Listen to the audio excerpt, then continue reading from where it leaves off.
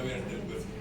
একটা রোগীর সার্জারি করা লাগতে পারে, একটা হিমোফিলিয়া রোগীর হার্ট অ্যাটাক হয়েছে, এখন স্টেন্টিং করা লাগবে, পিসিআই করা লাগবে, অথবা এনজিওগ্রাম করা লাগবে, অথবা কোভিড হয়েছে, এখন কোভিডের টিকা দেওয়া লাগবে, ইন্ট্রামাসকুলার ইনজেকশন দেওয়া নিষেধ, কিন্তু আপনার তখন দেওয়া লাগবে।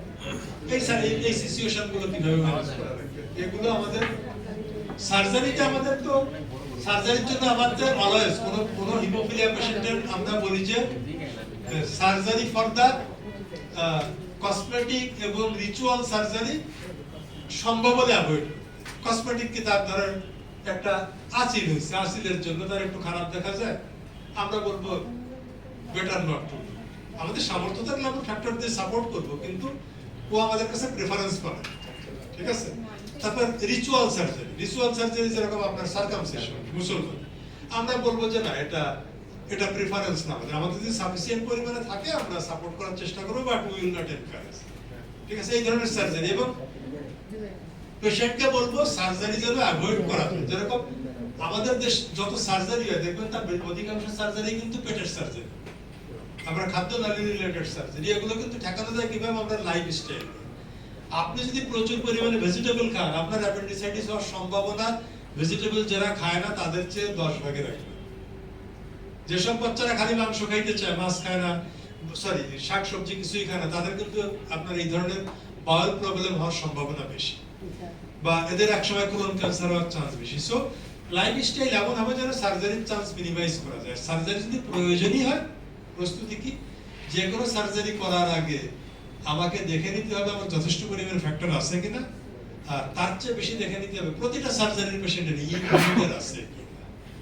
কারণ আমি অপারেশন করে ফেললাম, ফ্যাক্টর কতটুকু লাগবে সেটা হিসাব করে ফেললাম রোগীর ওজন দেখে আমি ঠিক করবো যে তার ব্লিডিং এর জন্য প্রথম 2 দিন কতটুকু, প্রথম 2 দিন বেশি ফ্যাক্টর লাগবে, তারপরে একটু কম লাগবে, সেই ক্যালকুলেশন আমরা যাব না।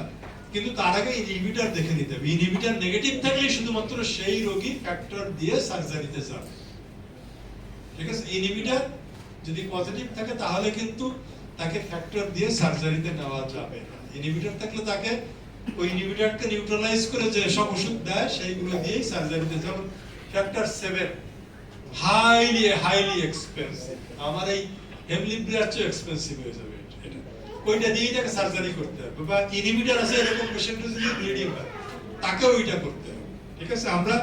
আমি যেরকম একসময় জানতে চেয়েছিলাম যে এমিসিজুমাব আমি দিতে পারি কিনা, ইনহিবিটর আছে এরকম একটা পেশেন্ট, উই ক্যান নট।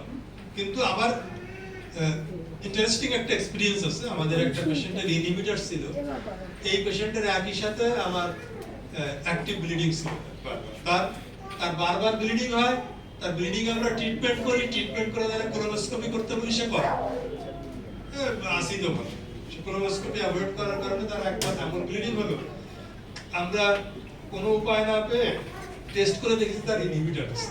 যেহেতু ইনহিবিটর আছে এই ক্যাটাগরিতে আমরা তাকে, ওই সময় আমরা এমিসিজুমাবের জন্য পেশেন্ট, আমরা এমলিপ্রার জন্য পেশেন্ট এনরোল করছি, ওই ক্যাটাগরিতে তাকে এনরোল করে ফেললাম। এনরোল করে তাকে আমরা, সে যদি ফ্যাক্টর